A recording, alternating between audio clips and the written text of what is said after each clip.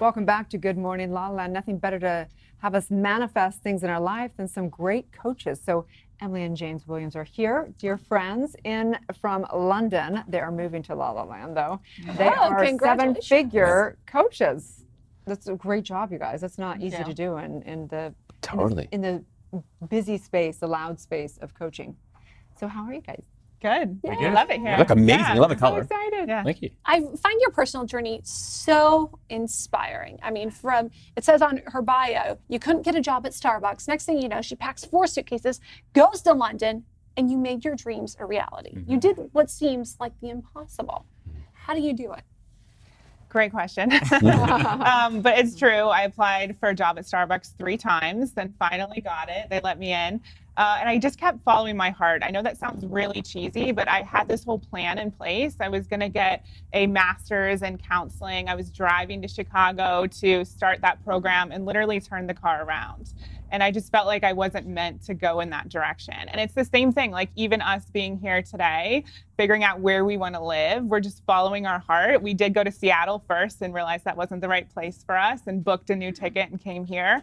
But it's just constantly following my intuition and trusting my heart that it's guiding me in the right direction. I love that. So important. So you guys, we met on stage at Boss Babe in New York. I was emceeing and you were on the panel. Yep. And then you're in, you guys been in Brenda Burchard's, Nick Pigeon. We have like this very full circle here.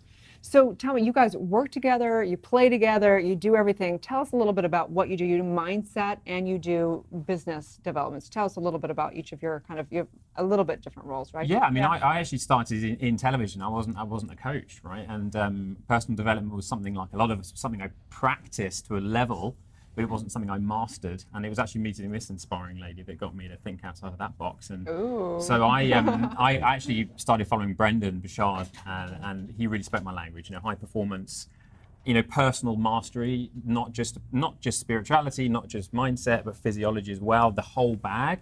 And I think what seamlessly happened was Emily and I, really complemented each other's skills. Like Emily knows how to think like a successful person. I think ultimately she knows how to really lean into her vision and make it happen, kind of unapologetically, really driven. Looks like we have some B-roll.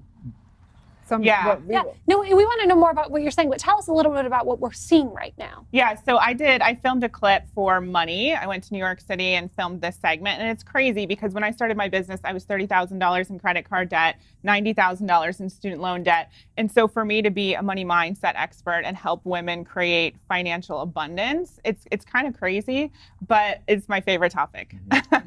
Sorry to interrupt. We just want to make sure. So what would you say a money mindset consists of if you were to break it down? And I know it's a lot. You can't say it all here, but where would you start if you wanted to create more of a money mindset? So you were talking about subconscious and reprogramming. And so basically we all have a money story. We have thoughts that we think about money based on what our parents and society taught us growing up. And so we bring all these thoughts into our adult life and we use it to try and be successful, but it doesn't work when you subconsciously believe that rich people are evil or you're scared of success. You're gonna self-sabotage. And so we work with women on their mindset because we believe success is an inside job. But I think this is very relevant to the conversation. We started talking about your job at Starbucks, right? Then you foray this into coaching. You make $400 or some odd dollars the first time. Then you turn that into a 7-figure business. What was your personal story with it and how did you flip that? Because a lot of people talk about money story. And most people watching don't get what that even means. Right. Yeah, I think for me, it's an anything is possible mindset. So people limit themselves and they don't actually realize what's possible. So I started to see other women creating 7 figures. I started to see them doing it quickly. And I'm not saying it's an overnight thing. I put in the time and the effort to make it happen, but I believe that was possible for me. And but did you believe that growing up in Ohio? I grew up with entrepreneurs all around me, but my big goal was 6 figures. I just wanted to hit 6 figures by my 30th birthday. Then I had a coach tell me I could make what I was making in my job as a matchmaker, not just I could make that yearly salary in a month. And I thought she was a little bit crazy, but I loved the sound of that. So I just went with it and snowballed, right? And so I think it's just believing that it's possible for you and then obviously taking the steps. A lot of people want to go and like sit on the mountaintop and meditate, and that's great, but you have to show up and you have to take the action. So what would you say are the, someone who's coaching, maybe they have a couple clients or something like that, what is the real thing that has really put you to the next level from a 6 to 7 figure? I think moving past fear and just consistently showing up. Like, I put so many offers out there. I had 54 no's in a row from people who didn't want to work with me, but I kept getting on the call. I kept putting myself out there. I kept believing that it was possible for me. And I really believe that our desires are dropped in. I believe that they're there for a reason. They're not just an accident. And so when you trust that everything you're being called to do, or a way in which you're meant to live your life, that's actual truth, then you know there's no other option. You have to keep moving forward, because that's what your destiny is. Yeah, it's a possibility mindset, ultimately. What's been the toughest part of your coaching journey, sort of becoming 7-figure coaches? I guess it's there's so many levels. You make it to one goal, and then there's another level, and there's another level, and each level can feel as hard as the level before it, right? Yeah. And so I think doing this together and working on this together and growing together has helped us there. But it's challenging. It is challenging. There is no easy way to make your dreams happen, but there is an exciting and passionate way. And I think it's just consistently doing the work and knowing that it's not a crash diet, right? Personal development is one of the things I always tell people in the coaching world is that one of the secrets that people don't really talk about is actually in the masterminds, it's not so much all the information that you learn, that's important, but it's the relationships and the network that happens through that. So tell us about your experience with some of the greatest, networks. Yeah, I mean, my first experience with Brendan was going to his events, so Experts Academy and HBA and the Mastermind. And I think the people you meet, not only there are potential work opportunities, but there are inspirations. Meeting people like Emily, in all their forms, inspires you to know what's possible. It makes you think, wow, there is another level out there for me. Maybe there's something else that I can do. Who is Brendan, and what did you learn from him? Brendan Bouchard is like the most amazing guy. I mean, he's like one of the number one online he does about 90 million a year. He's like the top coach in America. Online programs. I mean, he's the number one high performance coach in the world, but he's a possibilitarian as well. I mean, he just possibilitarian. He lives for his dreams, and he does so wanting to bring people on that journey with him. If you go to any of his events, there's not like a one type of person. There's people from all over the world, of all ages. And I think I love people. I'm an extrovert in that way. And so going to an event surrounded by different types of people that are making their dreams come true is very, very inspiring. Right. It was interesting because when I went up Nick was speaking at his event, and in the audience in our VIP area was JP Morgan. Wait, JP, what's his name? Sears. Yeah, that does all the funny spiritual things. And then there was like satire, spiritual Craig, satire. who does like huge top end funnels. There was like all these people that were from random like houses in LA. And stuff. I think the reason we're sitting here is partially because of Brendan, because Brendan introduced us to Nick, who introduced us to you. And definitely. Big shout out to Brendan. Network is your net worth, as they say. Yes. It definitely draws groups from all over, but there is some very similar things to the keys and pillars of personal growth, which you mentioned on the website. Can you explain those to us? So for high performance, I mean, the key areas of high performance we believe are clarity, energy, courage, productivity, and influence. And there have been a lot of studies. I mean, Brendan spent 4 years, with one of the most in-depth studies looking at what makes the highest performers in the world perform. And not only succeed, but succeed and be happy and have great relationships, right? And I think that's the real key. And what's been seen is when you really master those kind of key pillars, you have the ability to do that and live a life with momentum and sustained momentum, not that kind of peak and then drop and then peak and then drop, to be able to actually build up an element of momentum so that you can consistently climb. And it just means constantly doing the work and being excited by it and building relationships and working on yourself ultimately first. How do you keep up the energy? I mean, I know that also working as a couple, I would imagine there's great things and probably really challenging things about that. We were just saying the other day, I don't know if we should really be working together. It's a learning curve. Yeah, it is. All the time, for sure. I think it's just knowing, we worked with a relationship coach actually for about a year who specializes in entrepreneurs. And she taught us about putting on your husband and wife hat and then putting on the entrepreneur business owner owner hat. And it's always been a bit of a weird dynamic for us because I started the company and then he kind of came in, and we've been trying to navigate that. But ultimately, we wouldn't have it any other way because it's amazing to be able to travel together. We talk about our clients. We love the same subjects.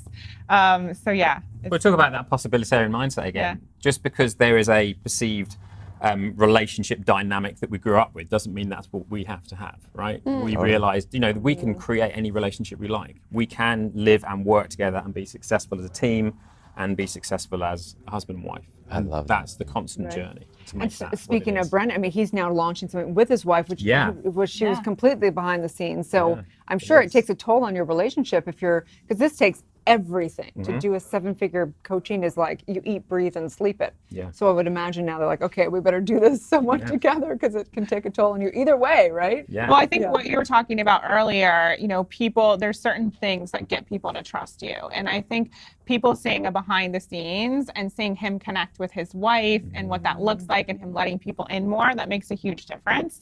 I know for us, when we share our story or when we're vulnerable and we share like the reality of what it takes to do this, people respect that and they appreciate it because they know that it's not an overnight thing, even though it might appear to be, and they want to know the truth about what's going on. I love that. And wouldn't you say that, this is one of the things that I think is interesting. It's both challenging, I guess, and an opportunity for everybody who's trying to build a business, particularly when you're trying to do it through social media, is that, there's almost, like Erin mentioned earlier in the show, like this list of 10 things you should do if you're online. You should be vulnerable. You should try to be positive.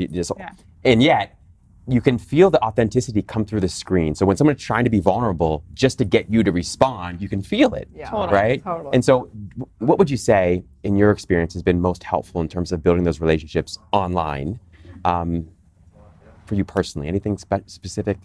I think being open, because I'm naturally an introvert, so I kind of want to just send James to everything and have him do all the networking. But that's not going to help me spread my message or live my legacy. So I think just being open and being willing to just connect with people. Even for me, that sounds super simple, but that's difficult. And so just showing up is a big deal for me. Yeah, that's what you said earlier about, it's very hard to try to be authentic, right? You're either authentic or you're not. Right. And so it's just relaxing and knowing that this is what you want to do and that sharing your message is ultimately in service of the people that you want to serve. Yeah. Right? You don't need to put a mask on. So who are those people? We talk to a lot of life coaches, but who are the people that really would resonate with you? Who's your audience?